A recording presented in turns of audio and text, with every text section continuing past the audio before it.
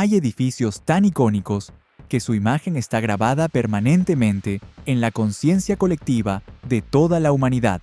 Estructuras tan constantemente fotografiadas y reproducidas en medios globales que creemos conocerlas íntimamente sin haber pisado nunca sus pasillos históricos ni caminado por sus jardines meticulosamente cuidados. Pero detrás de las columnas blancas inmaculadas, brillando constantemente bajo el sol de Washington, detrás de los jardines perfectamente diseñados, que parecen salidos directamente de una revista de jardinería de lujo, detrás de la fachada neoclásica impecable que ha sido presentada sistemáticamente al mundo durante más de 200 años, como el símbolo arquitectónico máximo de democracia estadounidense, libertad universal y poder legítimo, la Casa Blanca, la residencia oficial permanente del presidente de Estados Unidos, ubicada en el número 1600 de la icónica Pennsylvania Avenue en Washington, D.C., esconde secretos profundamente oscuros que han sido sistemática y deliberadamente borrados de los libros oficiales de historia durante generaciones enteras, tragedias brutales que los guías turísticos profesionales, que reciben aproximadamente 1 millón de visitantes cada año, nunca mencionan ni remotamente. Crímenes históricos tan horribles que fueron deliberada y calculadamente ocultados del registro público oficial durante más de 150 años completos, y fantasmas persistentes tan frecuentemente reportados por testigos creíbles que incluso presidentes escépticos y racionales han admitido públicamente haber experimentado fenómenos completamente inexplicables entre esos muros históricos cargados de energía acumulada durante más de 2 siglos. Esta es la verdadera historia completa y sin censura de 1600 Pennsylvania Avenue, una dirección postal que absolutamente todos en el mundo reconocen instantáneamente, pero cuya historia completa y real casi nadie comprende genuinamente. Una historia que comienza no con grandeza inspiradora, esperanza democrática y nobles ideales de gobierno representativo del pueblo, sino con esclavitud brutal y sistemática, violencia estructural institucionalizada, explotación deliberada y calculada de seres humanos tratados como propiedad, y decisiones moralmente repugnantes e imperdonables que mancharon el edificio más simbólicamente importante de Estados Unidos desde el momento exacto en que su primera piedra fundamental fue ceremoniosamente colocada en sus cimientos por manos literalmente encadenadas de personas esclavizadas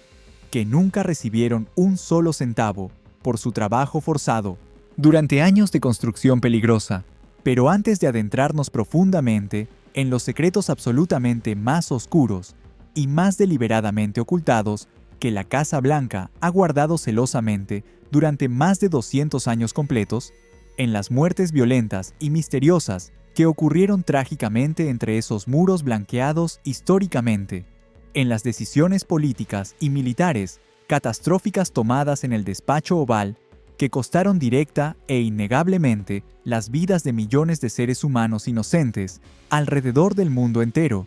en los crímenes de guerra documentados históricamente que fueron autorizados formalmente desde sus salones elegantemente decorados con muebles de época, en las traiciones diplomáticas calculadas que destruyeron naciones completas, en los escándalos sexuales explosivos que fueron encubiertos exitosamente durante décadas enteras por administraciones sucesivas, en las conspiraciones, políticas secretas que cambiaron permanentemente el curso completo de la historia mundial, y en los fantasmas específicos que presidentes, primeras damas, dignatarios extranjeros visitantes, personal de alto nivel del gobierno y trabajadores comunes de mantenimiento han reportado consistentemente ver con sus propios ojos, escuchar claramente con sus oídos, sentir físicamente en su piel o experimentar de maneras que los perturbaron profundamente durante más de 2 siglos completos de historia continua del edificio.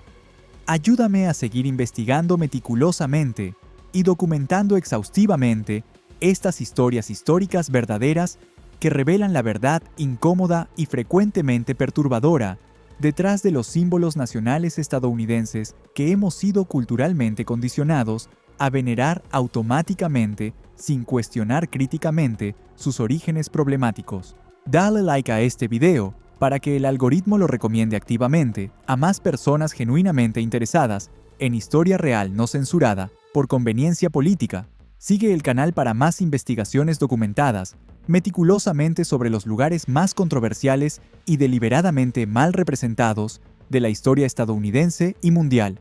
Y activa la campanita de notificaciones para recibir alertas inmediatas cuando publiquemos nuevos documentales exhaustivamente investigados con fuentes primarias verificables. Y dime honestamente en los comentarios sin autocensura, porque esta pregunta es absolutamente crucial para entender cómo exactamente hemos llegado colectivamente a este momento histórico particular. ¿Sabías, antes de ver este documental específico, que la Casa Blanca, el símbolo arquitectónico más reconocible internacionalmente y más reproducido visualmente de Estados Unidos en todo el mundo entero, fue construida principalmente y fundamentalmente por manos esclavizadas de personas afroamericanas que nunca recibieron ni un solo centavo de compensación justa por años de trabajo brutal y peligroso, y que esta verdad histórica fundamental, absolutamente verificable, fue deliberada, sistemática y calculadamente ocultada de la narrativa histórica oficial, enseñada en escuelas durante más de 150 años completos, hasta que finalmente, en los años 1990, algunos historiadores académicos valientes comenzaron a exigir públicamente que esta verdad vergonzosa fuera reconocida oficialmente por instituciones gubernamentales. Déjame tu respuesta completamente sincera en los comentarios, porque absolutamente necesitamos tener esta conversación nacional honesta y sin censura sobre cómo exactamente enseñamos historia a generaciones futuras y qué responsabilidad moral tenemos de confrontar verdades incómodas sobre nuestro pasado colectivo, en lugar de perpetuar mitologías nacionalistas sanitizadas.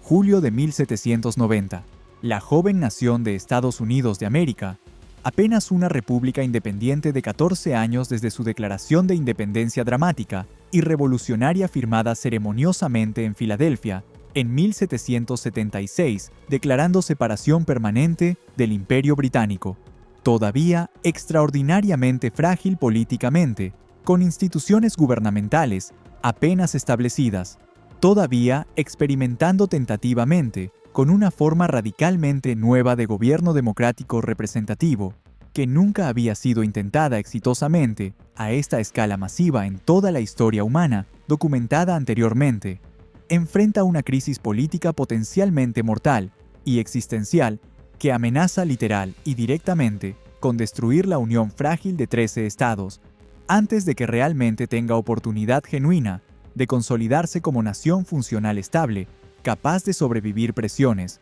internas y amenazas externas. El primer Congreso de Estados Unidos, reunido en Nueva York, está amarga y violentamente dividido sobre una cuestión que parece superficialmente técnica y meramente administrativa, pero que tiene implicaciones profundamente importantes para el balance fundamental de poder político entre regiones geográficas distintas, con intereses económicos divergentes. Específicamente la pregunta, aparentemente simple, pero políticamente explosiva, ¿de dónde exactamente debería ubicarse permanentemente la capital nacional permanente del país joven? ¿Qué ciudad específica tendría el honor simbólico inmenso y el poder político real tangible de ser el centro administrativo permanente del gobierno federal, donde residirían el presidente y el Congreso, los representantes electos de los estados del norte geográfico, especialmente aquellos delegados de Nueva York, donde el gobierno federal está temporalmente ubicado en 1790, ocupando edificios alquilados, y de Filadelfia, en Pensilvania, donde había estado previamente instalado antes de trasladarse a Nueva York, argumentan apasionada y convincentemente, usando razonamiento económico, que la capital federal debería permanecer definitivamente en una ciudad ya establecida y próspera, con infraestructura comercial existente, desarrollada durante décadas, con población significativa y económicamente diversa, que puede proporcionar servicios necesarios, con acceso relativamente fácil y directo a puertos marítimos importantes para comercio internacional vital que genera ingresos aduaneros, con edificios gubernamentales que ya existen y funcionan adecuadamente sin necesidad de construcción costosa nueva. Los representantes electos de los estados del sur geográfico, liderados agresiva e inflexiblemente por poderosos políticos virginios extremadamente influyentes, como Thomas Jefferson, quien servía como secretario de Estado, y James Madison, representante en el Congreso, insisten con igual pasión vehemente e inflexibilidad total que la capital federal debe absolutamente estar ubicada en territorio sureño, más cerca geográficamente de los centros de población e intereses económicos dominantes del sur agrario, basado en plantaciones, pero más importante estratégicamente aún, en un lugar geográfico donde la institución económica fundamental de la esclavitud racial heredada del período colonial, sobre la cual absolutamente toda la economía sureña, de plantaciones masivas de tabaco comercial, arroz de exportación, índigo para tintes y algodón que sería cada vez más importante, depende absolutamente e incondicionalmente y sin la cual el sur argumenta enfáticamente que colapsaría económicamente en caos total, no será amenazada constantemente por sentimientos abolicionistas cada vez más fuertes y cada vez más organizados políticamente en ciudades del norte como Filadelfia y Nueva York, donde sociedades cuáqueras religiosas y otros grupos reformistas, morales progresistas, están comenzando a organizar activamente movimientos coordinados nacionalmente para terminar completamente la esclavitud racial en toda la nación joven mediante legislación federal. El compromiso político crucial, que eventualmente emerge dolorosamente de estas negociaciones brutales y prolongadas que amenazaban con colapsar el gobierno federal completamente, después de literalmente meses completos de debate acalorado, intenso en el Congreso, donde representantes enojados literalmente amenazaron abiertamente con que sus estados respectivos se separarían inmediatamente de la unión frágil si no conseguían exactamente lo que querían en términos de ubicación de capital. Es orquestado estratégicamente durante una cena privada íntima organizada en Nueva York en junio de 1790 por Alexander Hamilton, el brillante pero arrogante secretario del Tesoro de 35 años, quien es el arquitecto principal indiscutible del sistema financiero estadounidense emergente completo, incluyendo Banco Nacional y sistema de crédito, y Thomas Jefferson, el secretario de Estado igualmente brillante intelectualmente, pero significativamente más calculador políticamente, quien se había opuesto ferozmente a muchos de los planes económicos centralizadores de Hamilton, que veía como amenaza a autonomía estatal y poder de estados individuales. La historia estadounidense recuerda este evento político crucial como la Cena del Compromiso de 1790, aunque desafortunadamente nadie presente tomó notas detalladas contemporáneas de lo que exactamente se discutió específicamente o acordó formalmente esa noche histórica crítica, dejando a historiadores profesionales debatir interminablemente los detalles precisos durante más de 200 años subsiguientes, sin poder llegar a consenso definitivo verificable sobre términos exactos. Lo que sabemos con certeza histórica, documentada en correspondencia posterior, es que Alexander Hamilton necesitaba desesperadamente y urgentemente apoyo político sureño en el Congreso para su plan económico extraordinariamente controversial de que el gobierno federal asumiera completamente todas las deudas estatales masivas que habían sido acumuladas durante la Guerra de Independencia prolongada contra Gran Bretaña, deudas que totalizaban colectivamente más de 75 millones de dólares en moneda de época,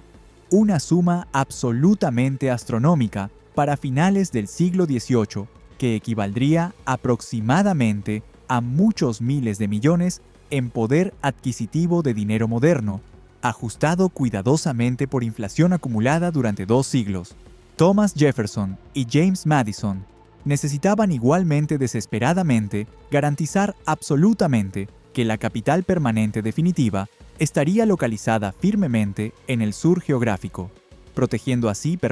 proyectada firmemente en el sur geográfico, protegiendo así permanentemente los intereses económicos fundamentales de los estados esclavistas del sur, de lo que percibían como interferencia abolicionista del norte progresista que amenazaba su modo completo de vida económica basado en agricultura de plantación con trabajo esclavizado. El acuerdo político alcanzado durante esa cena histórica es elegante en su simplicidad transaccional, pero profundo en sus implicaciones permanentes para toda la historia estadounidense subsiguiente durante 2 siglos. Específicamente, los representantes sureños votarían decisivamente a favor del plan controversial de asunción de deudas de Hamilton en el Congreso,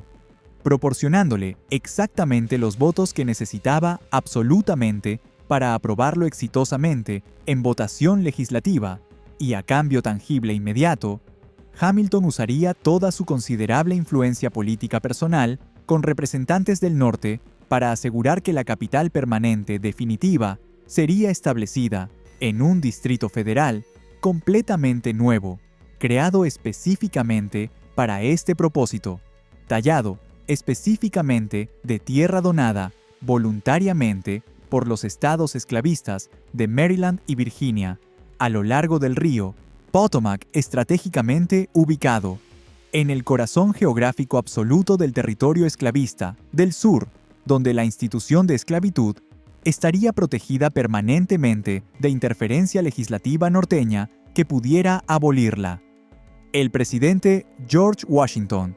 él mismo personalmente, uno de los propietarios de esclavos absolutamente más grandes de toda Virginia, con más de 317 personas registradas oficialmente como su propiedad personal legal en su plantación masiva de Mount Vernon, según el censo oficial de 1799, que documentó meticulosamente todas las propiedades, es dado explícitamente por ley federal aprobada por el Congreso, la responsabilidad personal exclusiva y la autoridad absoluta de seleccionar la ubicación exacta específica de la nueva capital federal dentro del área general designada a lo largo del río Potomac. George Washington, quien conocía íntimamente el área del Potomac, habiendo crecido allí durante su juventud y habiendo trabajado profesionalmente como agrimensor joven, cartografiando meticulosamente esas tierras vírgenes décadas antes, durante su juventud, antes de convertirse en plantador y luego en comandante militar, elige un sitio que es estratégico militarmente, permitiendo defensa contra invasiones británicas potenciales, ubicado aproximadamente equidistante geográficamente entre los estados del norte y del sur, para minimizar cuidadosamente tensiones regionales políticas que amenazaban constantemente con dividir la nación, pero que también es desafortunadamente notoriamente pantanoso estacionalmente debido a inundaciones del Potomac, extraordinariamente húmedo durante la mayor parte del año debido a clima subtropical, plagado densamente de mosquitos que transmiten enfermedades, mortales como malaria y fiebre amarilla que mataban a miles anualmente, características naturales extremadamente desagradables que harán que Washington, D.C. sea considerada ampliamente durante décadas subsiguientes como una de las capitales nacionales más insalubres climáticamente y más desagradables para vivir del mundo occidental civilizado, donde diplomáticos extranjeros asignados allí se quejarán amargamente en correspondencia oficial enviada a sus gobiernos de las condiciones absolutamente miserables, especialmente durante veranos brutales, y donde tasas de mortalidad por enfermedades transmitidas por mosquitos serán extraordinaria y consistentemente altas cada verano húmedo sofocante. El arquitecto y urbanista francés Pierre Charles L'Enfant, quien había servido valientemente como ingeniero voluntario durante la Guerra de Independencia bajo comando de Washington y había impresionado personalmente al presidente con sus diseños grandiosos ambiciosos para edificios públicos monumentales en Nueva York, es comisionado personalmente por el presidente Washington en 1791 para diseñar el plan maestro urbano completo de la nueva ciudad capital federal, que sería construida en terreno mayormente vacío, que será llamada oficialmente la Ciudad de Washington en honor directo al presidente fundador venerado nacionalmente como padre de la patria. Pierre L'Enfant crea un diseño urbano extraordinariamente ambicioso y verdaderamente visionario para su época histórica, imaginando creativamente amplias avenidas diagonales, irradiando geométricamente desde círculos centrales monumentales diseñados para estatuas y monumentos conmemorativos, edificios públicos monumentales ubicados estratégicamente en posiciones prominentes para crear vistas urbanas dramáticamente impresionantes desde múltiples ángulos, espacios verdes públicos extensivos diseñados específicamente para recreación ciudadana y embellecimiento urbano, todo diseñado deliberada e intencionalmente para rivalizar visualmente con las grandes capitales europeas establecidas como París y Londres, declarando visualmente y arquitectónicamente al mundo entero que Estados Unidos, aunque joven cronológicamente, era una potencia seria emergente que merecía respeto internacional genuino y debía ser tratada como igual soberano por monarquías europeas establecidas con siglos de historia imperial. Y en 1792, apenas 2 años después del compromiso político crucial que hizo todo esto posible, permitiendo que Norte y Sur acordaran, comienza oficialmente el trabajo físico real de construcción de los edificios gubernamentales absolutamente más importantes de la nueva capital federal, incluyendo específicamente el Capitolio masivo impresionante, donde se reunirían las 2 cámaras del Congreso para crear formalmente las leyes de la nación representando al pueblo soberano, y la Casa del Presidente, que eventualmente, durante el siglo XIX, comenzaría a ser llamada informalmente por el público general la Casa Blanca, debido a su distintiva pintura blanca brillante que cubría completamente sus muros exteriores de piedra arenisca, aunque el nombre oficial formal permanecería como Casa Ejecutiva o Mansión Ejecutiva en todos los documentos gubernamentales oficiales, hasta que el presidente Theodore Roosevelt finalmente oficializara formalmente el nombre popular Casa Blanca en correspondencia gubernamental oficial en 1902, durante su presidencia progresista reformista. Y es precisamente aquí exactamente, en este momento histórico crucial, de 1792, cuando comienza la construcción física real, donde la historia oficial, que ha sido enseñada sistemáticamente a generaciones completas de estudiantes estadounidenses en escuelas públicas durante más de 150 años, se vuelve deliberada e intencionalmente turbia, donde los hechos históricos, documentados objetivamente, han sido sistemática y calculadamente obscurecidos, enterrados deliberadamente en archivos gubernamentales federales, no consultados públicamente ni accesibles, omitidos conveniente y vergonzosamente de libros de texto educativos oficiales aprobados por juntas escolares estatales,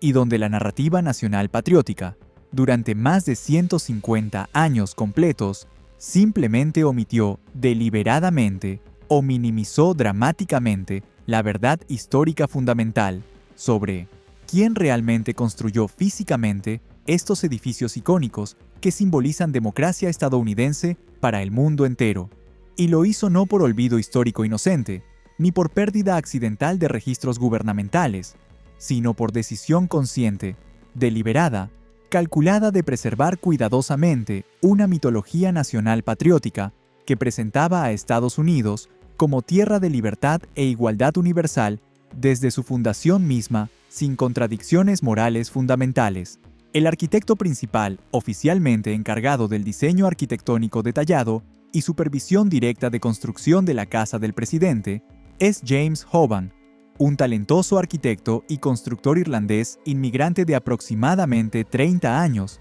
quien había llegado a Estados Unidos solo unos años antes, en 1785, buscando mejores oportunidades económicas que no existían en Irlanda, colonizada, estableciéndose inicialmente en Filadelfia, donde trabajó en varios proyectos de construcción menores, antes de mudarse estratégicamente a Charleston, Carolina del Sur, donde su trabajo arquitectónico impresionante en edificios públicos importantes y residencias privadas elaboradas para familias extremadamente ricas de plantadores le ganó reputación regional sólida, como arquitecto competente técnicamente y confiable profesionalmente. James Hoban gana competitivamente el contrato gubernamental prestigioso para diseñar la casa del presidente, después de que George Washington personalmente revisa cuidadosamente y rechaza consistentemente varios diseños arquitectónicos, presentados por otros arquitectos competidores, calificados, encontrándolos consistentemente inadecuados arquitectónicamente o demasiado modestos visualmente para lo que Washington envisionaba ambiciosamente como una residencia apropiadamente impresionante para el líder de una república emergente que aspiraba seriamente a ser tomada internacionalmente en serio por potencias europeas establecidas con siglos de historia imperial y palacios monumentales. El diseño arquitectónico final de Hoban, inspirado directamente y obviamente por Leinster House en Dublín, Irlanda, un elegante palacio neoclásico del siglo XVIII que Hoban conocía bien personalmente de su juventud en Irlanda antes de emigrar a América, muestra una estructura arquitectónicamente impresionante de 3 pisos completos, construida completamente en piedra arenisca blanca, duradera importada de canteras locales en Virginia, con alas simétricas extendiéndose equilibradamente desde un bloque central proporcionado, columnas neoclásicas imponentes, creando un pórtico de entrada dramáticamente impresionante, inspirado directamente en arquitectura grecorromana clásica que simbolizaba democracia antigua, y habitaciones interiores espaciosas apropiadas para recibir formalmente dignatarios extranjeros y hospedar las funciones oficiales elaboradas que serían naturalmente esperadas del presidente estadounidense en su papel dual como jefe de Estado simbólico y jefe de gobierno ejecutivo simultáneamente. Los planos arquitectónicos detallados de Hoban son aprobados entusiastamente por George Washington, quien ordena directamente que la construcción física comience absolutamente lo antes posible, usando los mejores materiales disponibles comercialmente sin escatimar en calidad arquitectónica, sin importar el costo financiero total final del proyecto, porque esta casa del presidente debe declarar visualmente y arquitectónicamente al mundo entero que Estados Unidos es una nación seria, permanente, próspera y digna de respeto internacional genuino, como igual soberano entre naciones civilizadas del mundo. Pero aquí está la verdad histórica fundamental, absolutamente verificable, que fue deliberada y sistemáticamente ocultada de la narrativa histórica oficial durante más de 150 años completos, hasta los años 1990.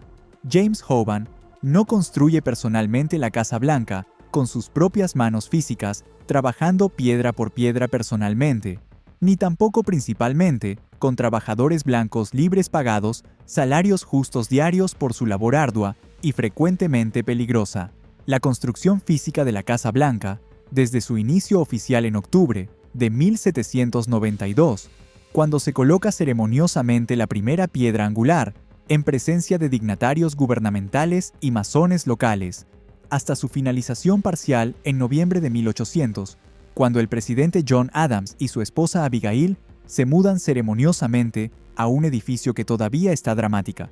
y obviamente incompleto en su interior, con yeso sin aplicar completamente y habitaciones sin terminar totalmente, fue realizada predominante y fundamentalmente por cientos de hombres esclavizados afroamericanos, cuyos nombres individuales fueron meticulosamente registrados en libros de contabilidad del gobierno federal,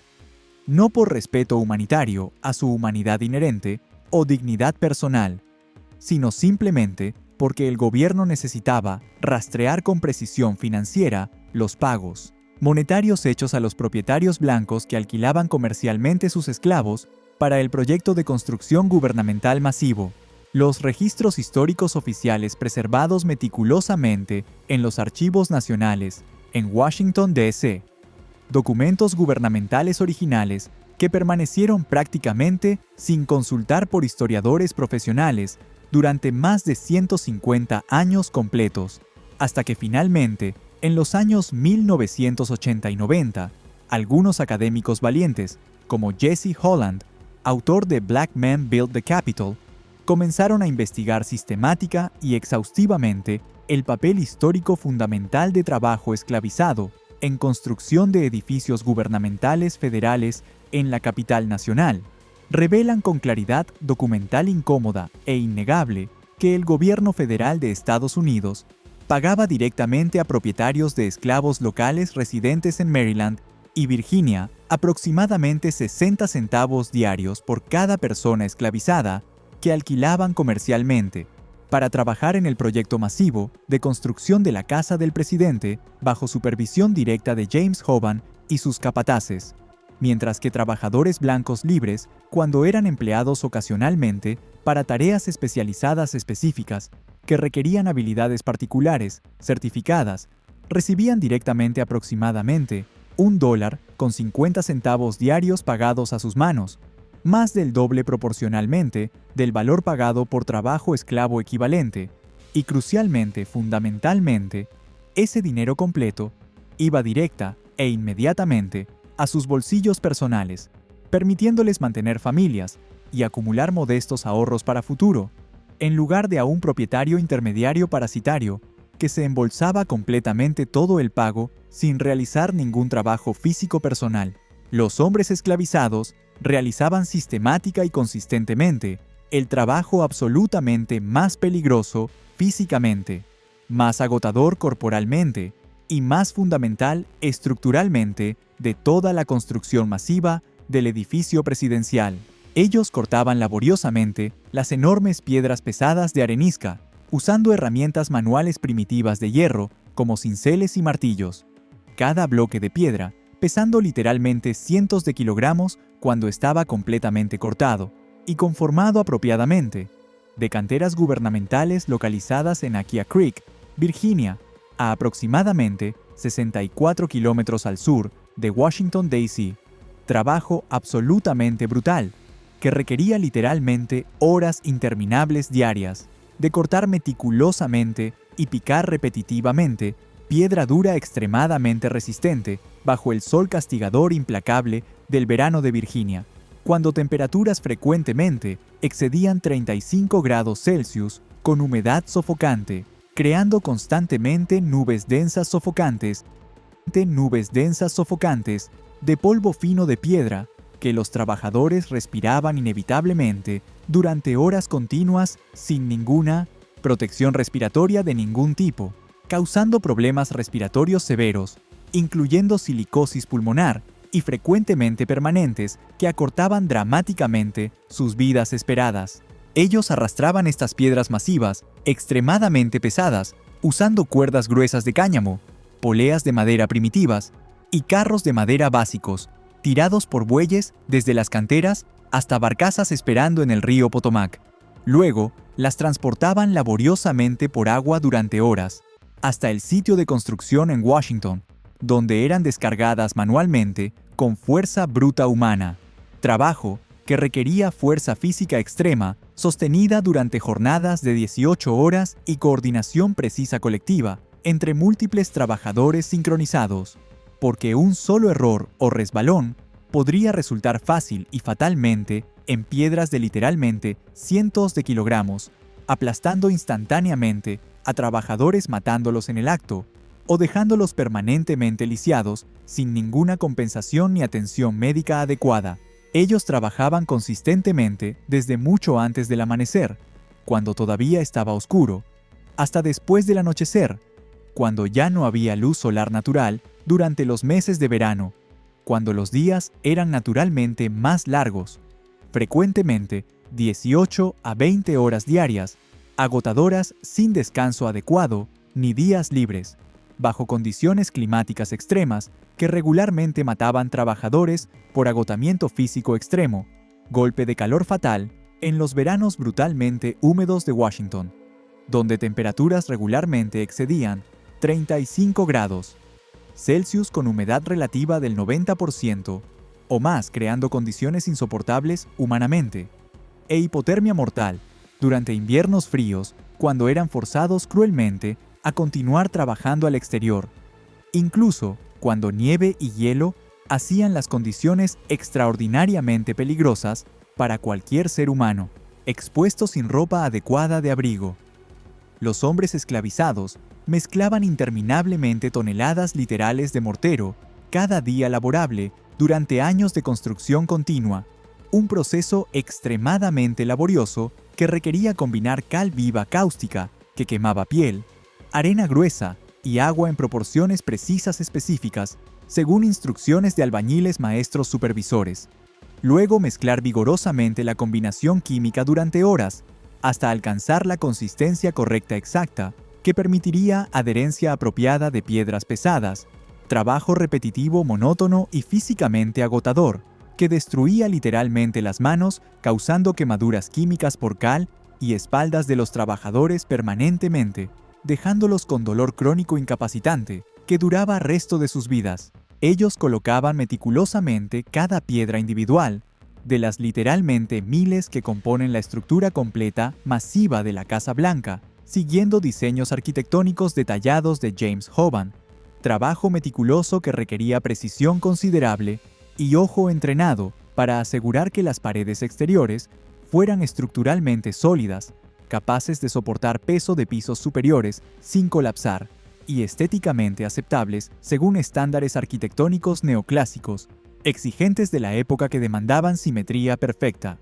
Ellos tallaban pacientemente los detalles arquitectónicos decorativos, elaborados que adornan permanentemente la Casa Blanca, incluyendo las molduras elaboradas, los capiteles ornamentados de las columnas corintias, que requieren habilidad artística extraordinaria, los marcos decorativos ornamentales de las ventanas, trabajo artesanal que requería habilidad artística considerable y años de experiencia acumulada que demuele completamente el mito racista pseudocientífico prevalente en esa época de que personas africanas y afrodescendientes carecían supuestamente de inteligencia suficiente o capacidad innata para trabajo calificado artístico que requería planificación anticipada y creatividad estética. Ellos construían laboriosamente los marcos de madera estructural interior que sostienen techos y pisos superiores. Instalaban cuidadosamente las ventanas de vidrio importado, costoso de Europa. Creaban meticulosamente los pisos de madera dura pulida. Esencialmente, realizaban absolutamente cada fase importante de construcción arquitectónica bajo la supervisión constante y frecuentemente brutal de capataces blancos contratados, específicamente quienes frecuentemente los golpeaban brutalmente con puños o los azotaban salvajemente con látigos de cuero, si el trabajo no progresaba suficientemente rápido según sus estándares arbitrarios cambiantes, o si los capataces simplemente estaban de mal humor ese día particular y necesitaban descargar frustración personal sobre cuerpos indefensos de trabajadores que no podían protestar ni defenderse legalmente sin arriesgar castigos aún peores o muerte. Los nombres específicos de muchos de estos hombres esclavizados fueron registrados meticulosamente en los libros de contabilidad gubernamentales, oficiales, porque el gobierno federal necesitaba documentar financieramente, con precisión contable, a quién exactamente estaba pagando dinero y por cuántos días específicos de trabajo realizado para mantener registros fiscales apropiados auditables. Nombres como Peter, Ben, Daniel, Harry, Jim, Joe, Tom, nombres simples anglosajones que aparecen literalmente cientos de veces en los registros oficiales preservados, representando hombres reales completamente humanos, con familias que los amaban, esperanzas de algún día ser libres y vivir con dignidad, sueños de vidas mejores para sus hijos nacidos en esclavitud,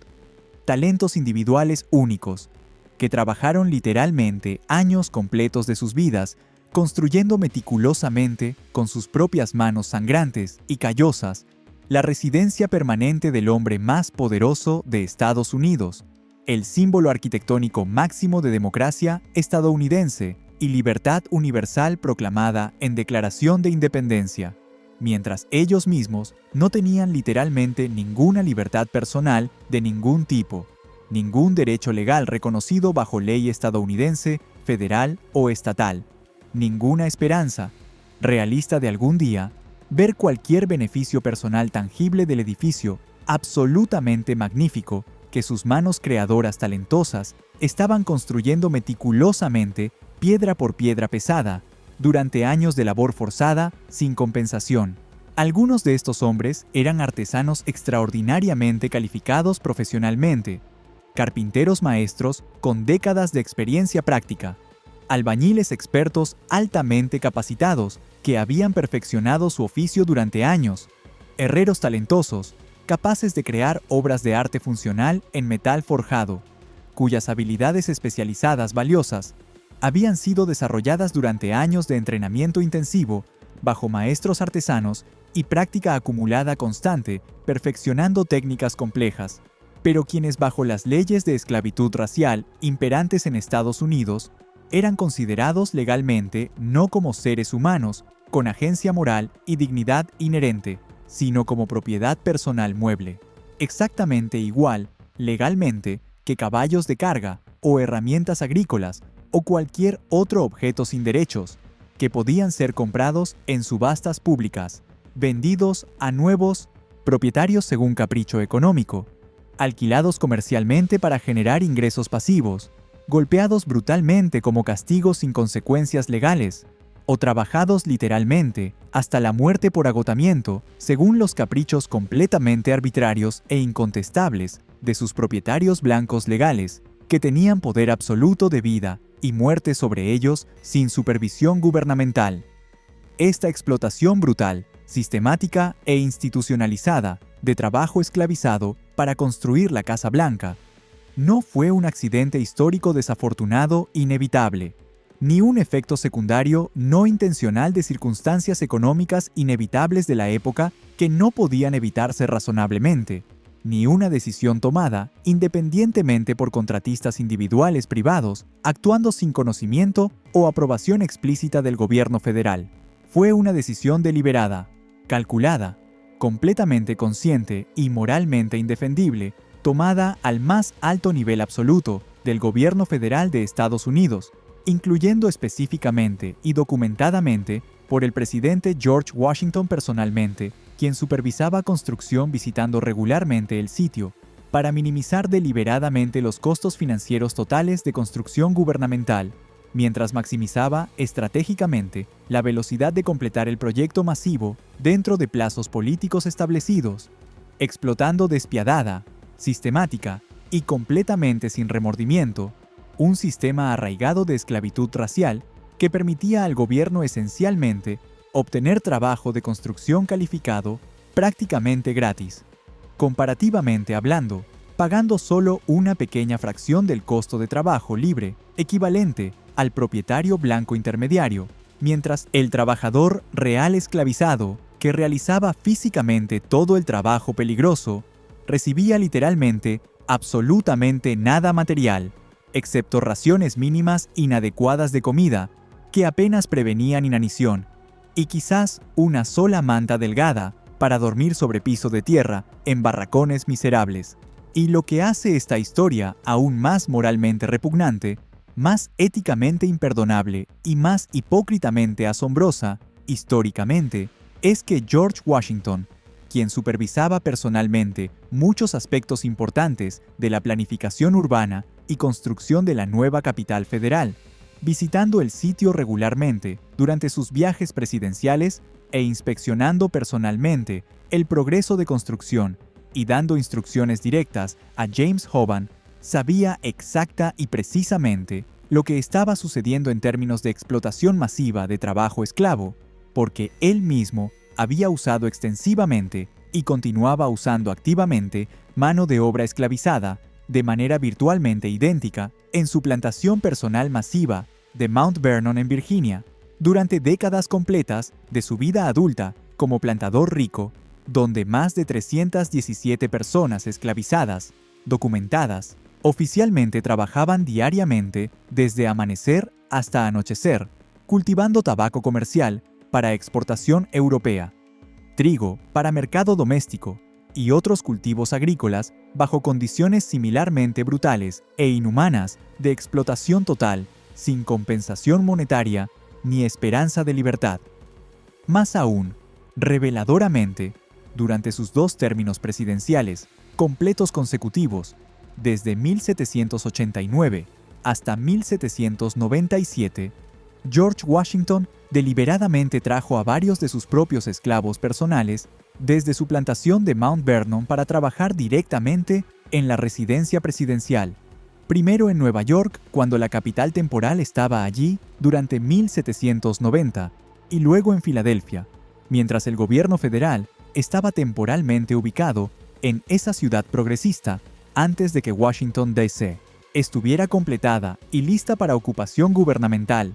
empleándolos como cocineros personales, preparando sus comidas diarias, sirvientes domésticos, atendiendo necesidades diarias de familia, cocheros conduciendo su carruaje oficial y trabajadores de mantenimiento general, haciendo reparaciones necesarias. Todo mientras vivía en las ciudades nortistas progresistas, donde esclavitud era cada vez más cuestionada moralmente por sociedades abolicionistas organizadas, y debido específicamente a una ley progresista de Pensilvania, aprobada en 1780, que establecía claramente que cualquier esclavo traído al Estado por un residente quedaba automáticamente libre legalmente después de 6 meses de residencia continua en territorio de Pensilvania.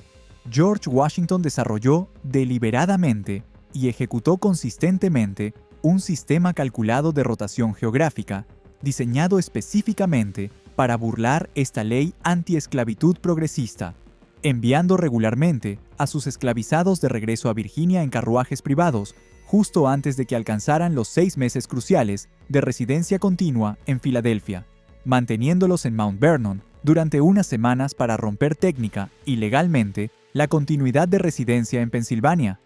luego trayéndolos de vuelta a Filadelfia para otros casi 6 meses, repitiendo este ciclo manipulativo continuamente durante años, asegurando así calculadamente que ninguno de sus esclavizados jamás calificara legalmente para la libertad automática bajo la ley progresista de Pensilvania, a pesar de vivir efectivamente en Filadelfia, sirviendo al presidente durante años acumulados.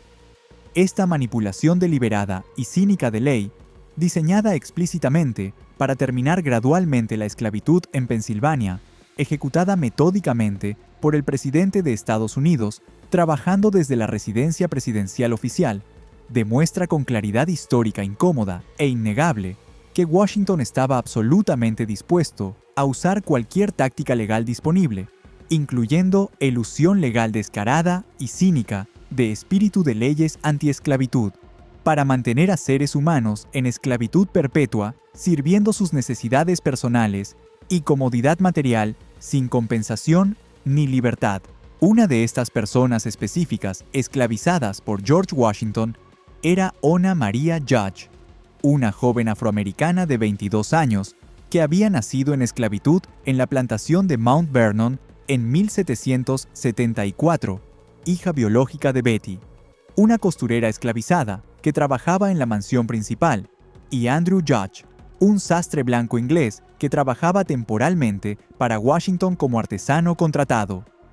Ona era lo que en esa época se llamaba cruelmente una mucama personal, sirviendo directamente y constantemente a Martha Washington, la primera dama, ayudándola pacientemente a vestirse cada mañana con las ropas elaboradas que mujeres de clase alta usaban, peinando meticulosamente su cabello elaboradamente según estilos de moda cambiantes, atendiendo cada capricho y demanda de la primera dama durante todo el día sin descanso. En mayo de 1796, mientras la familia Washington estaba residiendo en Filadelfia, en la residencia presidencial oficial durante el segundo término presidencial, Ona tomó la decisión extraordinariamente valiente y arriesgada de escapar de esclavitud, caminando tranquila y deliberadamente fuera de la residencia presidencial un atardecer cuando sabía que tendría varias horas antes de que su ausencia fuera notada por supervisores, abordando secretamente un barco comercial que partía hacia Portsmouth, New Hampshire, donde eventualmente se establecería permanentemente como mujer libre bajo un nombre diferente, adoptado, cambiando su identidad completamente para evitar captura, casándose con un marinero libre afroamericano, teniendo hijos en libertad y viviendo el resto de su larga vida como persona libre que había arriesgado literalmente todo, incluyendo su vida para obtener libertad que valoraba más que seguridad física o comodidad material. George Washington estaba absolutamente furioso cuando descubrió su escape exitoso días después al regresar de viaje, no principalmente porque Ona fuera particularmente valiosa económicamente en términos de su valor monetario como esclava doméstica, que era relativamente modesto comparado con trabajadores de campo fuertemente modesto comparado con trabajadores de campo fuertes jóvenes que valían más comercialmente, sino porque su escape exitoso desafiaba directamente su autoridad patriarcal como propietario de esclavos y amo supremo, y más preocupante estratégicamente para él, podría inspirar peligrosamente a otros de sus más de 300 esclavizados en Mount Vernon a intentar huidas similares buscando libertad, potencialmente causándole pérdidas financieras masivas devastadoras si múltiples esclavos valiosos escapaban exitosamente, siguiendo el ejemplo inspirador de Ona. George Washington, utilizando su posición como presidente de Estados Unidos, de manera que ahora reconoceríamos moralmente como abuso grotesco de poder ejecutivo para fines personales privados, gastó literalmente años intentando obsesivamente rastrear a Ona Judge y recapturarla forzosamente para devolverla a esclavitud, enviando repetidamente agentes privados pagados con fondos personales para buscarla sistemáticamente en ciudades del norte, donde esclavos fugitivos frecuentemente buscaban refugio en comunidades abolicionistas, contactando directamente funcionarios del gobierno federal en New Hampshire, solicitando formalmente su asistencia oficial en localizar y arrestar legalmente a una fugitiva esclavizada bajo leyes federales de esclavos fugitivos aprobadas por el Congreso, ofreciendo públicamente recompensas monetarias sustanciales por información confiable sobre su paradero exacto. Todo mientras simultáneamente intentando mantener sus esfuerzos de recaptura relativamente discretos y fuera de prensa, porque sabía que el público del norte, cada vez más antiesclavitud, podría reaccionar muy negativamente si supieran que el presidente estaba gastando tiempo presidencial valioso y recursos gubernamentales persiguiendo obsesivamente a una joven que simplemente quería ser libre y vivir con dignidad humana básica. Ona Judge fue efectivamente localizada exitosamente por agentes de Washington en 1798, viviendo abierta y pacíficamente en Portsmouth, bajo un nombre diferente, con familia nueva. Pero cuando el agente enviado intentó persuadirla de regresar voluntariamente a esclavitud en Mount Vernon, prometiéndole falsamente y sin autoridad real que sería liberada legalmente después de la muerte natural de Martha Washington, que era ya anciana, Ona, quien era significativamente más inteligente y perspicaz de lo que los agentes de Washington esperaban o subestimaban racistamente, rechazó firmemente y categóricamente la oferta manipulativa, declarando con dignidad que no tenía ninguna razón racional para confiar en promesas de personas que la habían mantenido esclavizada toda su vida y que habían demostrado repetidamente que no respetaban su humanidad ni sus derechos fundamentales como ser humano. El agente reportó su ubicación exacta a Washington, pero antes de que pudieran organizar legalmente su arresto forzoso y retorno físico a Virginia bajo leyes de esclavos fugitivos, el senador de New Hampshire John Langdon, quien era secretamente abolicionista, aunque no públicamente por razones políticas de conveniencia, advirtió discretamente a Ona que agentes federales venían específicamente por ella para arrestarla y devolverla forzosamente a esclavitud, permitiéndole desaparecer temporalmente de Portsmouth hasta que el peligro inmediato pasara y Washington eventualmente abandonara sus esfuerzos de recaptura frustrados. Ona Judge nunca fue recapturada exitosamente a pesar de años de esfuerzos gubernamentales coordinados, viviendo los siguientes más de 50 años completos en libertad relativa en New Hampshire, aunque frecuentemente en pobreza económica considerable, porque como mujer negra libre, enfrentaba discriminación racial masiva, sistemática, que limitaba severamente sus oportunidades de empleo remunerado decentemente y movilidad social ascendente. Ella dio entrevistas extraordinariamente reveladoras a periódicos abolicionistas en los años 1830, cuando era ya una anciana de 70 años, pero con memoria clara y articulada, describiendo detalladamente su vida esclavizada en la Casa Presidencial de Washington y explicando elocuentemente por qué había arriesgado literalmente todo, incluyendo su vida, por la libertad que consideraba más valiosa que cualquier seguridad material, proporcionando así testimonio histórico absolutamente invaluable en primera persona directa sobre las realidades brutales de esclavitud presidencial que Washington y su familia nunca discutieron públicamente ni documentaron honestamente en correspondencia oficial. Pero la historia reveladora de cómo el primer presidente de Estados Unidos utilizó extensivamente recursos del gobierno federal y su posición de autoridad máxima para perseguir obsesivamente durante años a una joven que simplemente quería vivir libre con dignidad humana básica.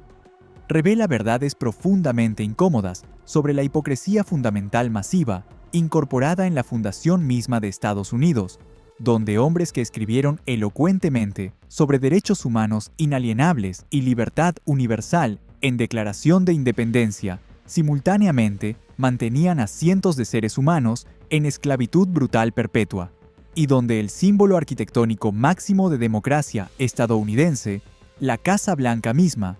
fue construida literalmente por manos esclavizadas de personas que no tenían ninguno de los derechos proclamados en documentos fundacionales que supuestamente aplicaban universalmente a todos los seres humanos creados iguales.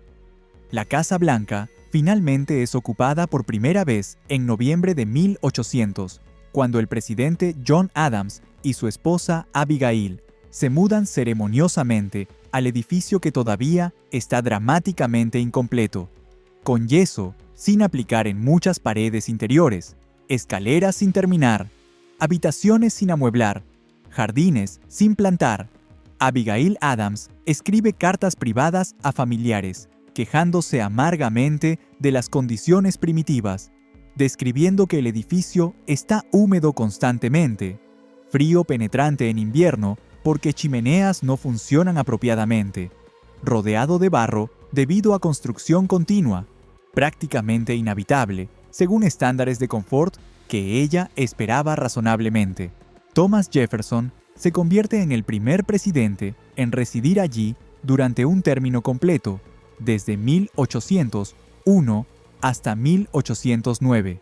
trayendo consigo a varios de sus propios esclavos personales desde Monticello, en Virginia, para trabajar como personal doméstico, continuando así el patrón establecido por Washington de utilizar trabajo esclavizado en la residencia presidencial oficial. James Madison, quien sirve como presidente desde 1809 hasta 1817, también trae esclavos personales desde su plantación en Virginia, como hacen la mayoría de presidentes sureños durante las siguientes décadas. Solo con la elección de Abraham Lincoln en 1860, este patrón finalmente comienza a cambiar gradualmente. Pero en agosto de 1814, durante la guerra de 1812 contra Gran Bretaña, ocurre un evento catastrófico que casi destruye completamente la Casa Blanca apenas 14 años después de su ocupación inicial. Fuerzas militares británicas invaden exitosamente Washington, D.C., después de derrotar fuerzas estadounidenses en la batalla de Bladensburg, marchando directamente hacia la capital prácticamente indefensa. El presidente James Madison y su esposa Dolly huyen apresuradamente de la Casa Blanca apenas horas antes de que tropas británicas lleguen. Dolly salvando heroicamente el retrato icónico de George Washington y algunos documentos gubernamentales importantes antes de escapar. Los soldados británicos entran a la Casa Blanca abandonada el 24 de agosto de 1814. Saquean la residencia presidencial tomando souvenirs. Comen ceremoniosamente una cena que había sido preparada para Madison que nunca comió. Luego, deliberadamente incendian el edificio como acto de guerra simbólico, quemando completamente el interior y ennegreciendo permanentemente las paredes exteriores de piedra arenisca blanca con hollín negro denso. Solo una tormenta torrencial, que comienza milagrosamente esa noche, previene la destrucción completa total del edificio, apagando el fuego antes de que las paredes colapsen completamente. El presidente Madison regresa días después a encontrar su residencia oficial completamente destruida interiormente, un cascarón ennegrecido que debe ser completamente reconstruido desde cero internamente. La reconstrucción de la Casa Blanca quemada comienza inmediatamente bajo supervisión nuevamente de James Hoban, el arquitecto original, y nuevamente el trabajo físico es realizado predominantemente por trabajadores esclavizados alquilados de propietarios locales, repitiendo exactamente el mismo patrón de explotación que había construido el edificio originalmente. La reconstrucción toma aproximadamente 3 años completos, desde 1815 hasta 1818, cuando el presidente James Monroe finalmente puede mudarse, y aquí ocurre algo simbólicamente profundo.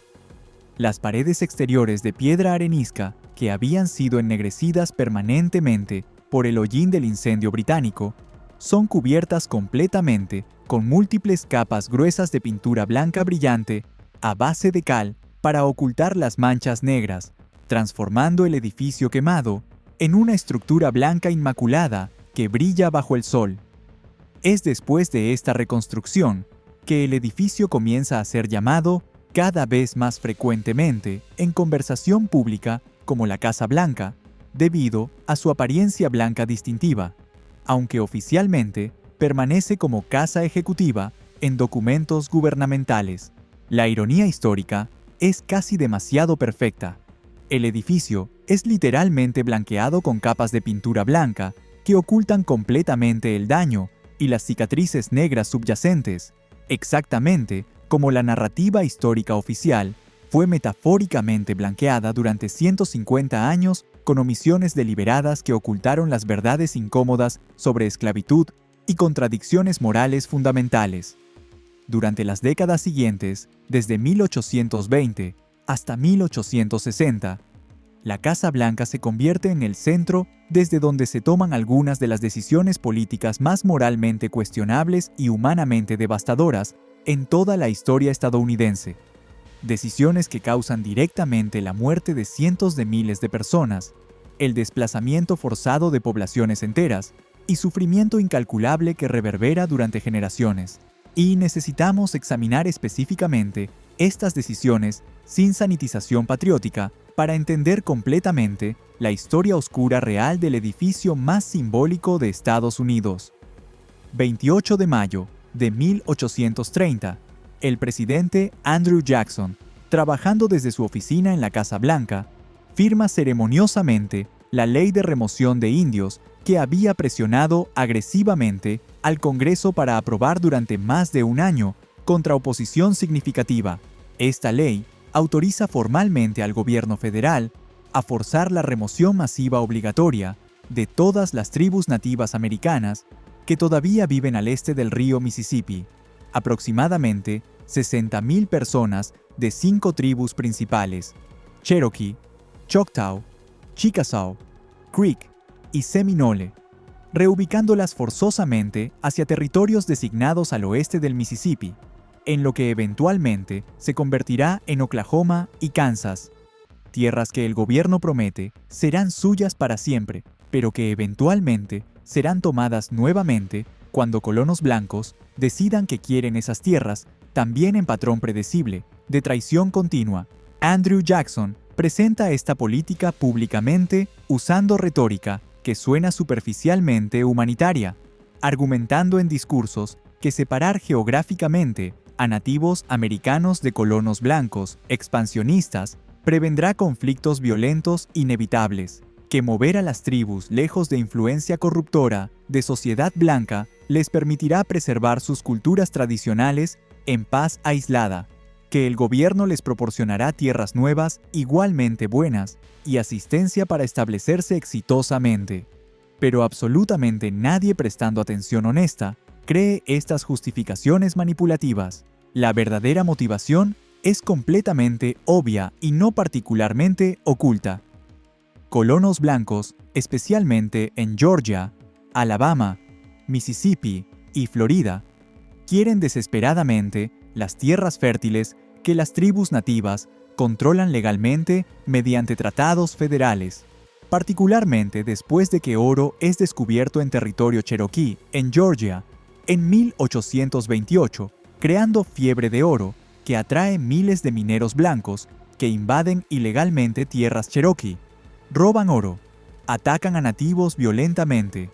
todo mientras gobiernos estatales del sur no solo se niegan a proteger a los cherokee, sino que activamente apoyan a invasores blancos, aprobando leyes estatales que declaran inválidas todas las leyes tribales cherokee.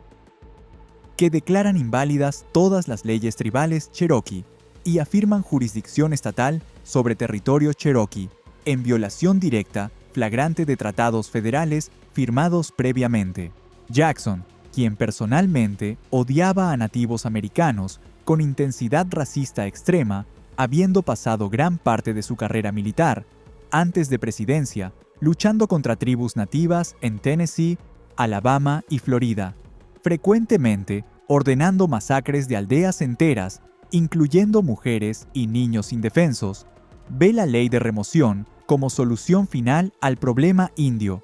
manera de liberar permanentemente vastas tierras del este para colonización blanca, mientras simultáneamente elimina poblaciones nativas que considera racial y culturalmente inferiores. La nación cherokee intenta resistir esta remoción forzada a través de medios legales civilizados, exactamente como estadounidenses blancos supuestamente respetaban, contratando abogados talentosos, llevando su caso ante cortes federales, argumentando que tratados previos firmados con gobierno de Estados Unidos garantizaban su soberanía sobre tierras ancestrales, que leyes de Georgia, intentando anular su autoridad tribal, eran flagrantemente inconstitucionales. En decisión extraordinaria, en marzo de 1832, en caso Worcester vs. Georgia, la Corte Suprema de Estados Unidos, presidida por presidente de corte John Marshall, falla 5 votos contra 1 a favor de los Cherokee, declarando que leyes de Georgia son inconstitucionales, que tribus nativas son naciones soberanas con derechos que deben ser respetados, que solo gobierno federal, no estados, tiene autoridad para tratar con tribus.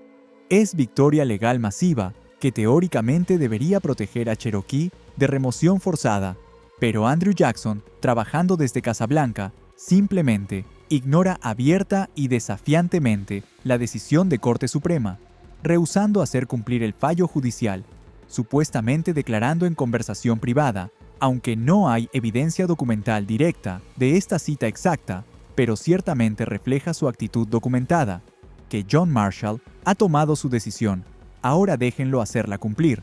desafiando explícitamente poder del judicial federal, violando su juramento presidencial de defender Constitución y procediendo con remoción forzada exactamente como había planeado originalmente. Y el Congreso no lo somete a impeachment por este desafío constitucional flagrante. El público estadounidense mayormente apoya sus acciones porque mayoría de blancos compartían sus actitudes racistas sobre nativos americanos. Entre 1838 y 1839, aproximadamente 16,000 Cherokee son reunidos forzosamente por soldados estadounidenses del Ejército Federal. Algunas familias sacadas literalmente de sus hogares a punta de bayoneta, dadas apenas minutos para recoger algunas posesiones antes de ser marchadas a campos de detención temporal, donde esperan durante semanas o meses en condiciones horribles antes de comenzar marcha forzada. Entonces, son obligados a marchar aproximadamente 1,300 kilómetros desde sus tierras ancestrales en Georgia, Tennessee y Carolina del Norte hacia territorio indio, en lo que ahora es Oklahoma, en lo que Cherokee llamarán Nuna Daul Tsuni, en su idioma, el sendero donde lloramos, conocido en inglés como Sendero de Lágrimas. La marcha ocurre durante invierno de 1838 a 39, uno de los más fríos registrados, con temperaturas cayendo consistentemente bajo -15 °C, nieve profunda cubriendo caminos, vientos helados cortando a través de ropa inadecuada que Cherokee tienen. Aproximadamente 4.000 Cherokee, una cuarta parte completa de toda población tribal que fue forzada a marchar, mueren durante Sendero de Lágrimas o en campos de detención inmediatamente antes o después, muriendo de exposición cuando sus cuerpos no pueden mantenerse calientes, en frío extremo sin refugio adecuado, de hambre cuando raciones proporcionadas son completamente insuficientes, de enfermedades como neumonía, influenza, disentería, cólera, que se propagan rápidamente en condiciones insalubres de campamentos superpoblados, de agotamiento cuando personas ancianas o enfermas simplemente colapsan y mueren en caminos porque no pueden continuar físicamente. Familias enteras son eliminadas completamente.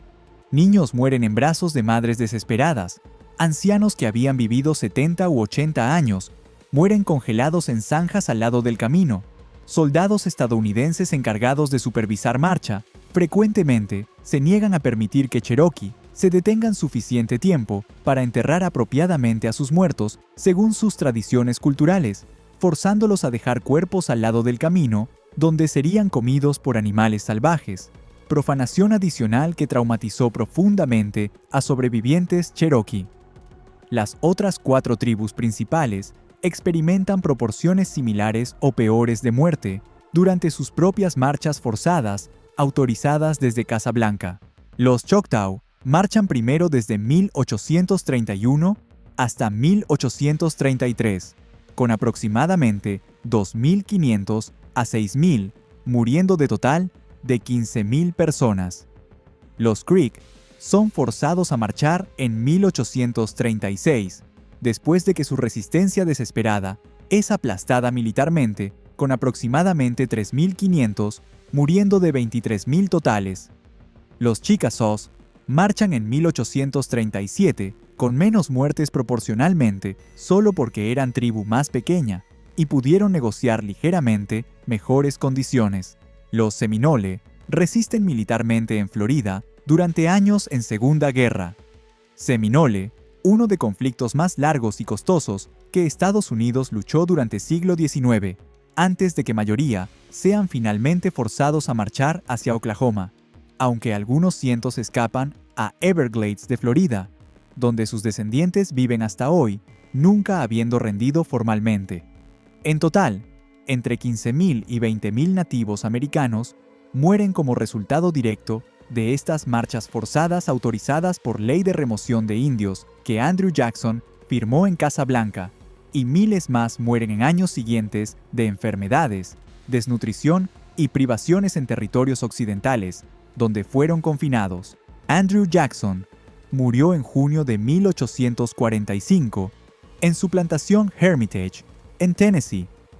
rodeado por familia y amigos leales, nunca enfrentando ninguna consecuencia legal o política significativa, por lo que historia reconoce ahora correctamente como limpieza étnica y genocidio deliberado autorizado desde Casablanca. 11 de mayo de 1846, presidente James K. Polk, sentado en su escritorio en Casablanca, firma formalmente declaración de guerra contra México, después de que Congreso la aprobara con márgenes amplios, desencadenando guerra de agresión que había sido deliberadamente provocada por Polk, usando tácticas diseñadas específicamente para crear pretexto para invasión. Polk había estado determinado desde antes de su elección a expandir dramáticamente territorio estadounidense hasta Océano Pacífico, particularmente anexando California y Nuevo México, que en ese momento eran territorios mexicanos soberanos, cumpliendo lo que estadounidenses cada vez más llamaban destino manifiesto, creencia arrogante de que Estados Unidos estaba destinado divinamente a controlar todo continente norteamericano, cuando intentos diplomáticos durante 1845 para convencer a México de vender California y Nuevo México fracasaron completamente,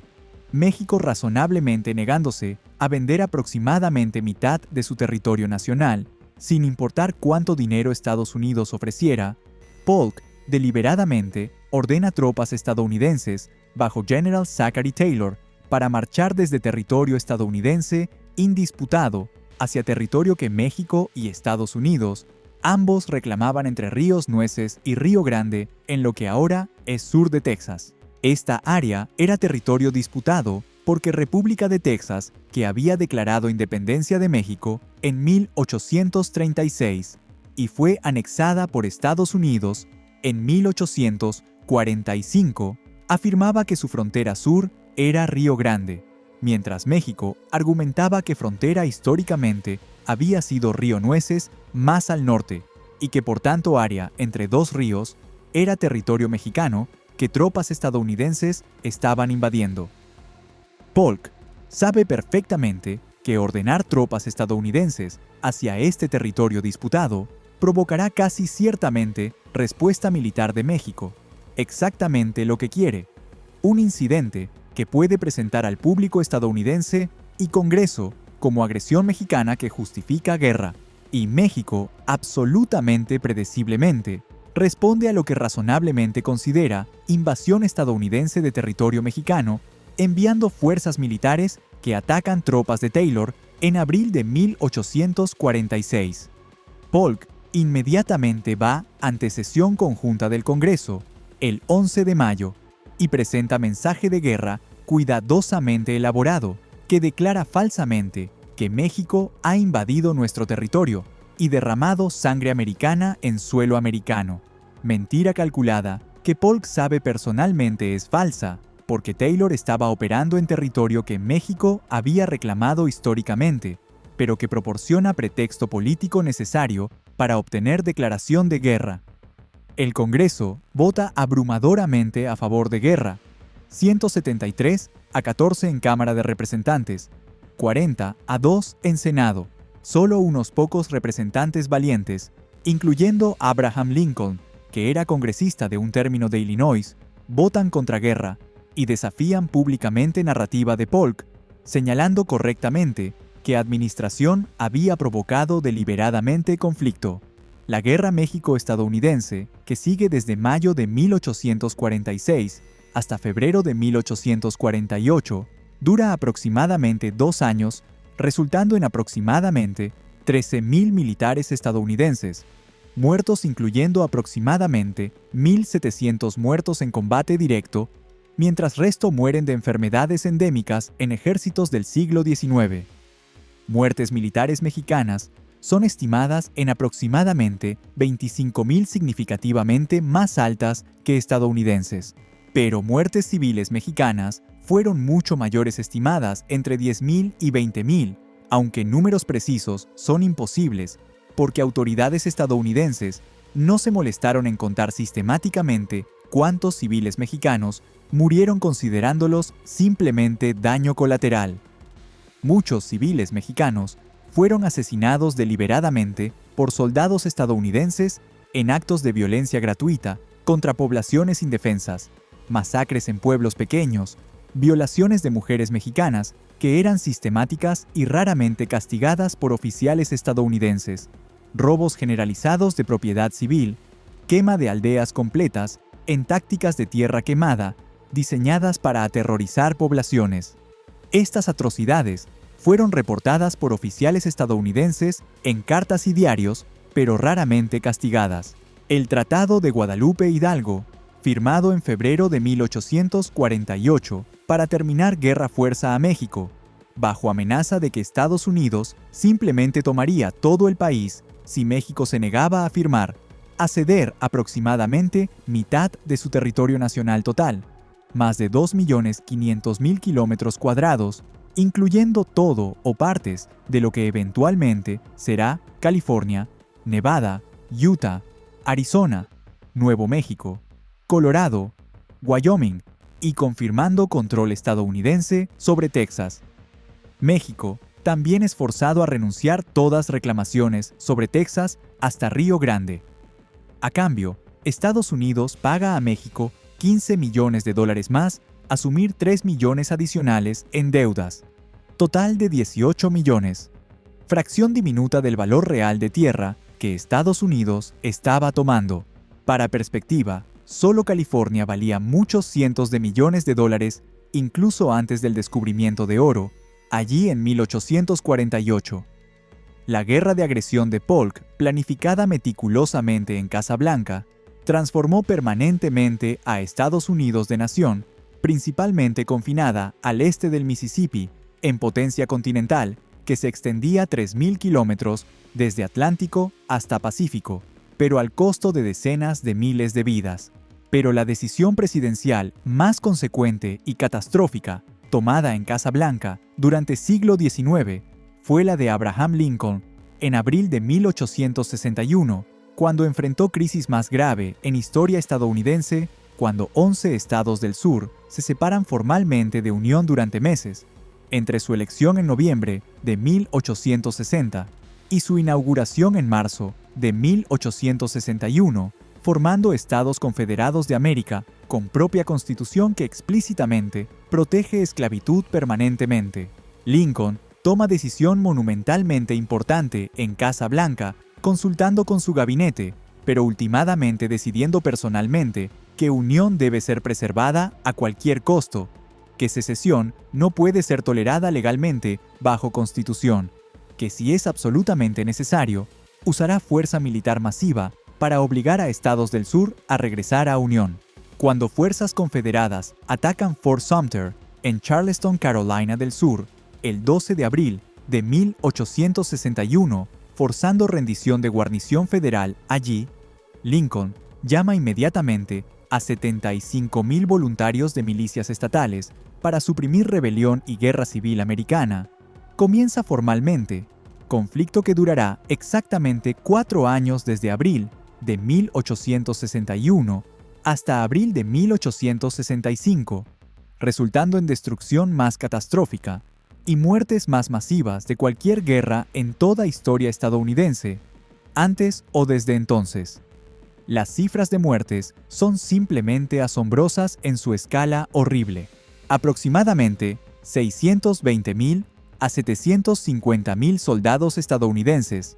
tanto de Unión como confederados, murieron durante guerra civil, y estimaciones continúan siendo refinadas hacia arriba por historiadores modernos, usando técnicas demográficas más sofisticadas, con algunos estudios recientes, sugiriendo que total real podría ser tan alto como 850.000, cuando se cuentan muertes de enfermedades relacionadas con guerra que ocurrieron después de que soldados fueron dados de alta. Para poner estos números en perspectiva, que realmente capture su magnitud horrible, 620.000 muertes en población estadounidense total, de aproximadamente 31 millones, en 1860, equivale a aproximadamente 2% de toda población estadounidense muriendo en 4 años, equivalente a 6% completo de toda población masculina estadounidense, entre edades de 18 y 45 años.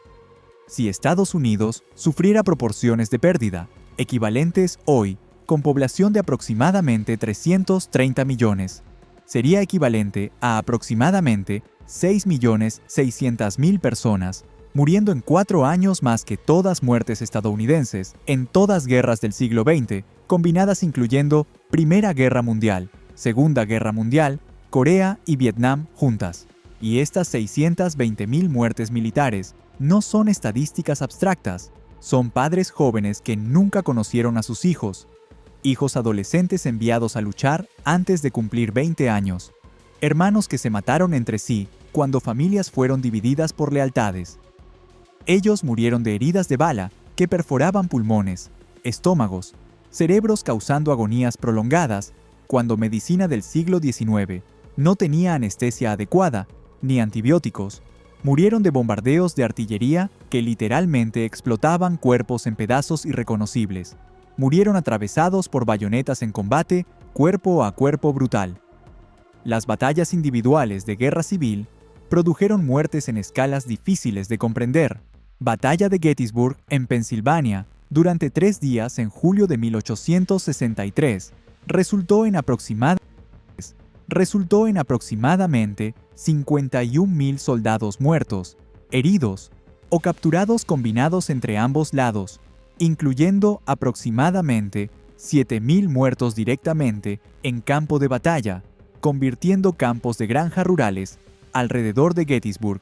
en escenas de carnicería tan horribles que residentes locales reportaron que sangre literalmente corría en arroyos, que olor de miles de cuerpos descomponiéndose bajo sol de verano era tan abrumador que causaba vómito a kilómetros de distancia, que granjeros encontraban fragmentos de huesos humanos en sus campos durante décadas después. Batalla de Antietam en Maryland, en septiembre de 1862, día más sangriento único en toda historia militar estadounidense. Resultó en aproximadamente 22.700 soldados muertos, heridos o desaparecidos en apenas 12 horas de combate, con aproximadamente 3.650 muertos directamente, cuerpos literalmente apilados en capas en algunos lugares donde unidades completas habían sido aniquiladas. Batalla de Cold Harbor en Virginia, en junio de 1864, fue aún más horrible en su futilidad brutal cuando general de Unión Ulysses S. Grant ordenó repetidos asaltos frontales contra posiciones confederadas fuertemente fortificadas, resultando en aproximadamente 7.000 soldados de Unión asesinados o heridos en apenas 20 minutos de matanza absoluta. Soldados de Unión avanzando en filas ordenadas directamente hacia trincheras confederadas, desde donde rifles y artillería los cortaban metódicamente, cayendo en olas sin lograr absolutamente nada estratégicamente. Desastre militar tan obvio que Grant mismo admitió años después en sus memorias que fue su mayor error de guerra y que se arrepintió de esa orden por resto de su vida. Soldados de Unión, antes de ese asalto, sabiendo que probablemente morirían, escribieron sus nombres en pedazos de papel y los prendieron a sus uniformes para que sus cuerpos pudieran ser identificados después de que fueran asesinados. Y muertes civiles, aunque significativamente menos documentadas, porque ambos gobiernos Unión y Confederado se enfocaban en contar muertes militares y no se molestaban en rastrear sistemáticamente muertes civiles. Se estiman entre 50.000 y 100.000, aunque rango tan amplio refleja cuán impreciso nuestro conocimiento realmente es. Estos civiles murieron de enfermedades que se propagaban desde campamentos militares a poblaciones civiles, de hambre cuando ejércitos requisaban o destruían cultivos y ganado, dejando a residentes locales sin comida, de violencia directa cuando ciudades fueron bombardeadas o quemadas como Atlanta, en Georgia, que fue sistemáticamente destruida por fuerzas de Unión bajo general William Tecumseh Sherman en septiembre de 1864, o Columbia, en Carolina del Sur, que fue quemada en febrero de 1865, dejando a miles de residentes sin hogar en medio del invierno. Aproximadamente 40.000 personas esclavizadas murieron durante guerra civil, buscando libertad, huyendo de plantaciones, cuando ejércitos de Unión avanzaban cerca, intentando alcanzar líneas de Unión, donde esperaban ser liberadas solo para encontrar frecuentemente que Ejército de Unión no estaba preparado ni dispuesto a cuidarlos, estableciendo campos de refugiados improvisados, superpoblados con saneamiento inadecuado, alimento insuficiente, ningún refugio apropiado, donde enfermedades como viruela, cólera, disentería mataban a miles. Abraham Lincoln, quien presidió sobre esta carnicería masiva desde Casa Blanca durante 4 años, fue genuinamente atormentado por sufrimiento que guerra causaba de maneras evidentes en sus cartas personales, sus discursos públicos y testimonios de personas que lo conocieron. Él pasaba noches sin dormir, caminando pasillos de Casa Blanca a las 3 o 4 de madrugada, incapaz de descansar pensando en jóvenes que estaban muriendo en campos de batalla.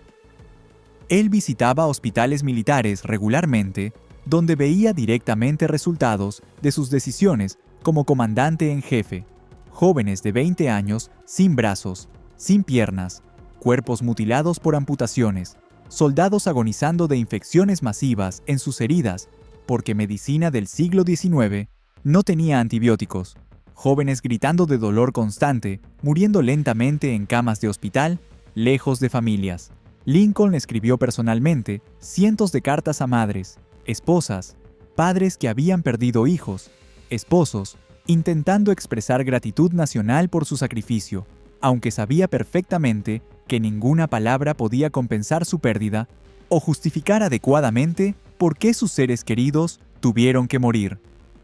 Su carta más famosa a señora Bixby, en noviembre de 1864, quien supuestamente había perdido 5 hijos en guerra, aunque investigación histórica posterior mostró que el número real era probablemente 2 con otros hijos, habiendo desertado o sobrevivido. Expresa sentimiento de que estas muertes deben significar algo, que sacrificio debe haber tenido propósito,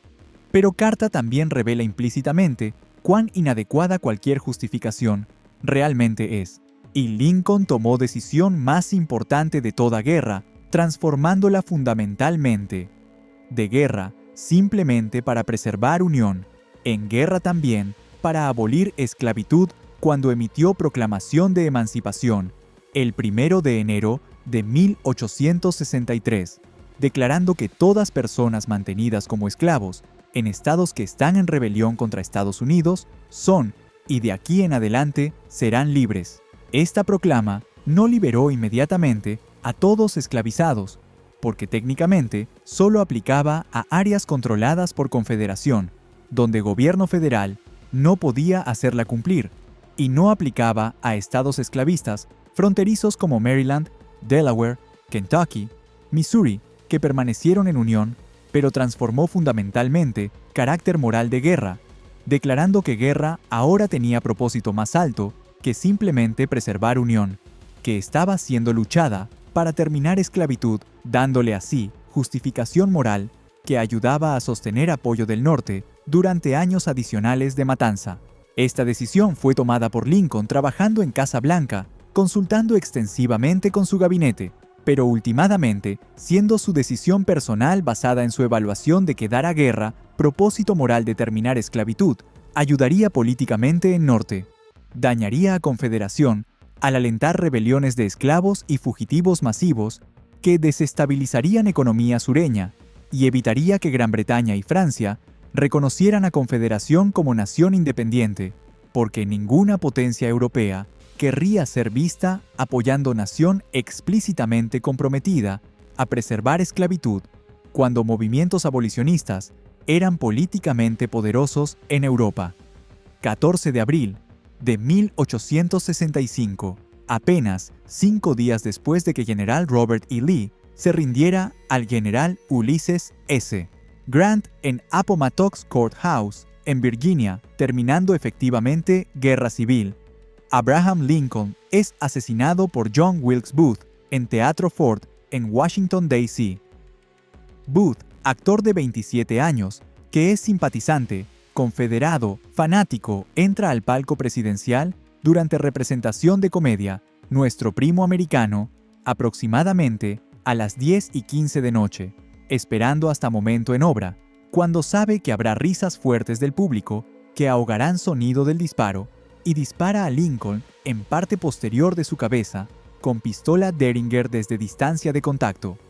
La bala entra detrás de oreja izquierda de Lincoln, viaja a través de su cerebro, se aloja detrás de su ojo derecho, causando daño cerebral masivo e inmediato. Booth entonces salta desde palco presidencial al escenario aproximadamente 3,5 metros, abajo rompiéndose pierna izquierda en aterrizaje, pero todavía logrando levantarse gritar, dramáticamente, Sic semper tyrannis, así siempre a los tiranos, el lema del estado de Virginia, y cojear fuera del teatro antes de que alguien en audiencia conmocionada pueda detenerlo. Él escapa de Washington a caballo, escondiéndose en Maryland durante 12 días, mientras miles de soldados federales y detectives buscan obsesivamente a todos conspiradores involucrados en lo que resulta ser complot más amplio que también incluyó intentos de asesinar a secretario de Estado William Seward, quien sobrevivió siendo apuñalado múltiples veces en su casa, y a vicepresidente Andrew Johnson, aunque conspirador asignado para matar a Johnson perdió valor y no intentó asesinato. Booth es finalmente rastreado a granero en Virginia, donde se niega a rendirse, y es baleado por soldado de Unión, muriendo horas después, el 26 de abril, sin expresar nunca remordimiento, insistiendo hasta su último aliento que había matado a tirano. Lincoln, quien nunca recupera conciencia después de ser baleado, es llevado del Teatro Ford a través de calle a pensión, donde es colocado en cama, que es demasiado corta para su cuerpo, de 1,93 m de altura, forzando a doctores a posicionarlo diagonalmente. Él sobrevive durante 9 horas, respirando irregularmente su pulso, debilitándose gradualmente, mientras su gabinete, su esposa, Mary Todd Lincoln, quien está histérica de dolor, y su hijo mayor, Robert, vigilan toda noche.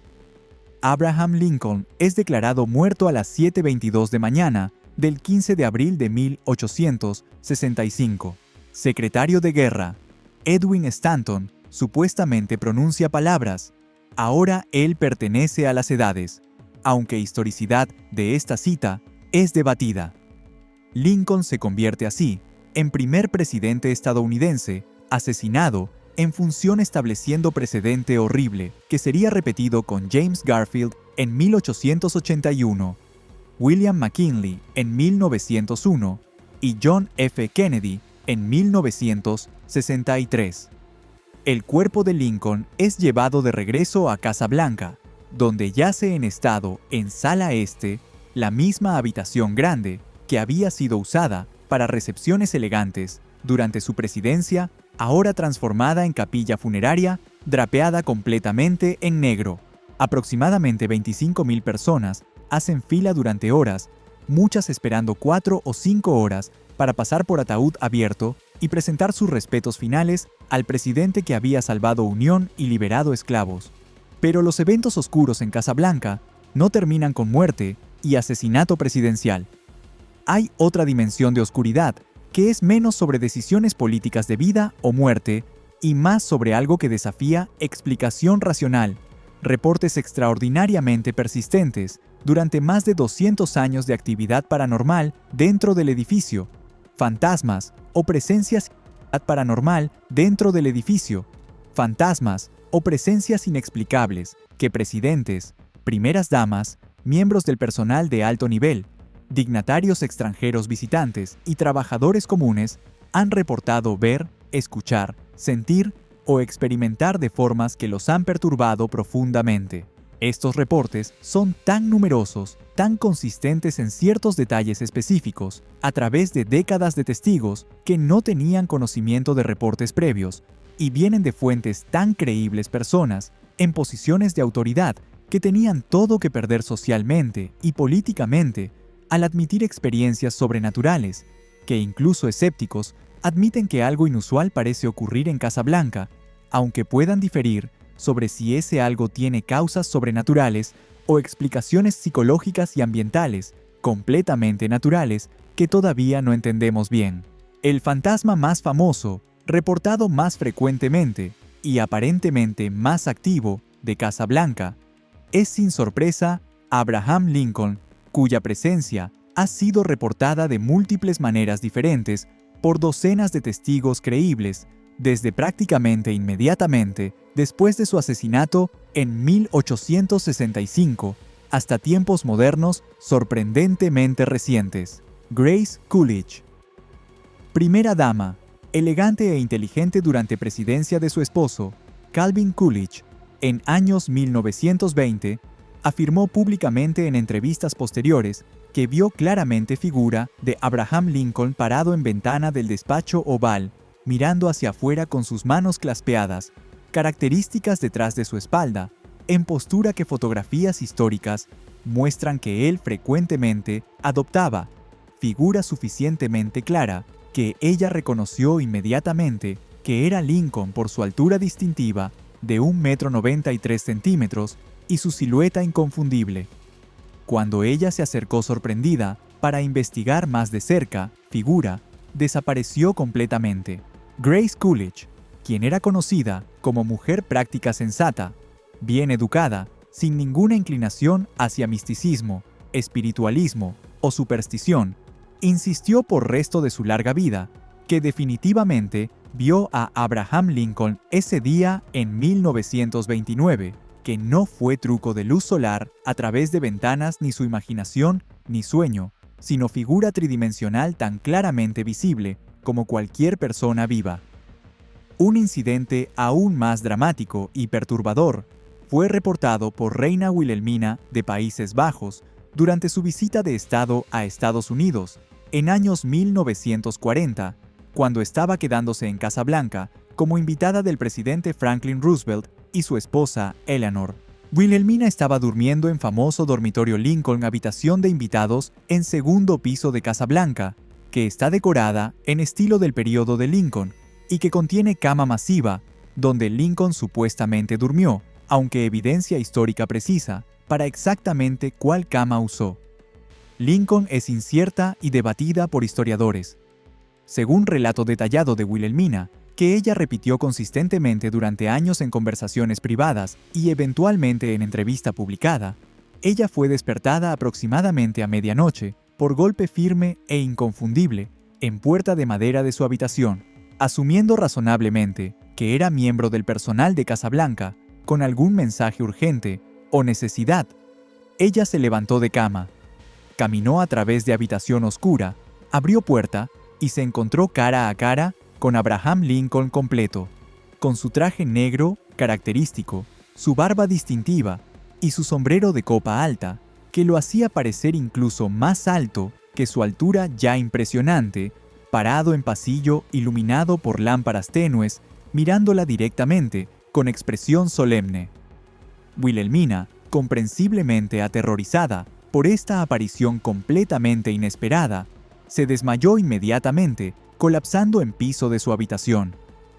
Cuando recuperó conciencia minutos después, estaba sola, tirada en piso de madera fría, puerta todavía abierta, como la había dejado pasillo, completamente vacío, ningún sonido de pasos, alejándose ninguna explicación para lo que había visto. A mañana siguiente durante desayuno, Wilhelmina reportó experiencia completa a Franklin y Eleanor Roosevelt, quienes, según su relato, no parecían particularmente sorprendidos o escépticos, sugiriendo de manera informal que experiencias similares habían sido reportadas por otros invitados que habían dormido en dormitorio Lincoln. Eleanor Roosevelt, quien pasaba cantidades extraordinarias de tiempo trabajando sola, tarde en noche en su estudio, en segundo piso de Casablanca, escribiendo su columna de periódico diaria, Mi Día, respondiendo correspondencia masiva, trabajando en proyectos políticos, admitió en múltiples ocasiones en sus escritos publicados y en entrevistas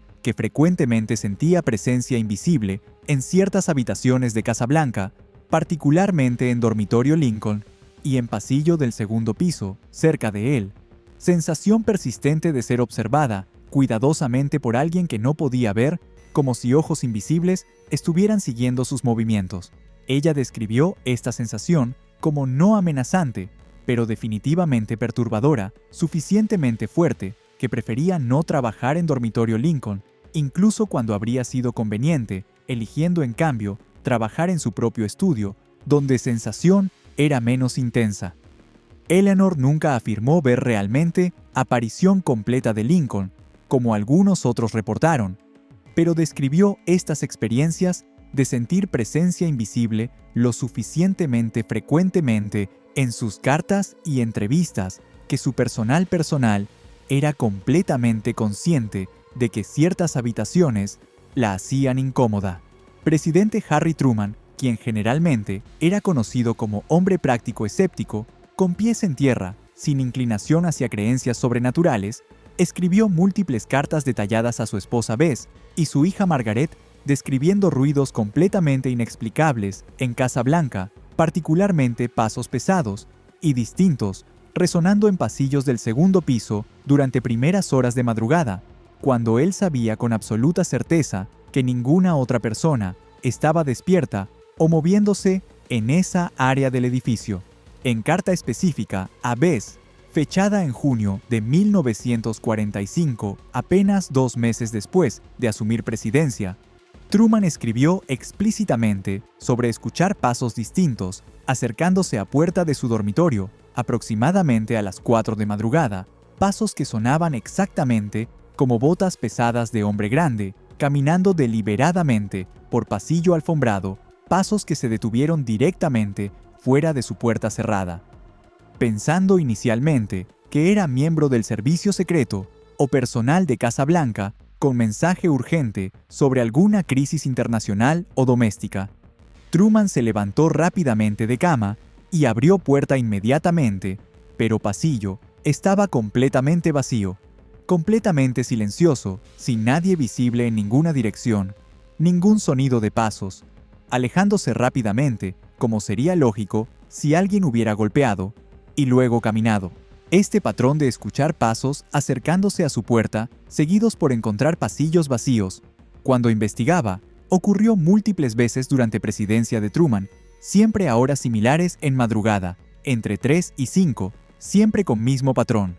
Si esta investigación exhaustiva te impactó profundamente, comparte este documental ampliamente, dale like para algoritmo, sigue canal para más historia real, sin sanitización. Casa Blanca.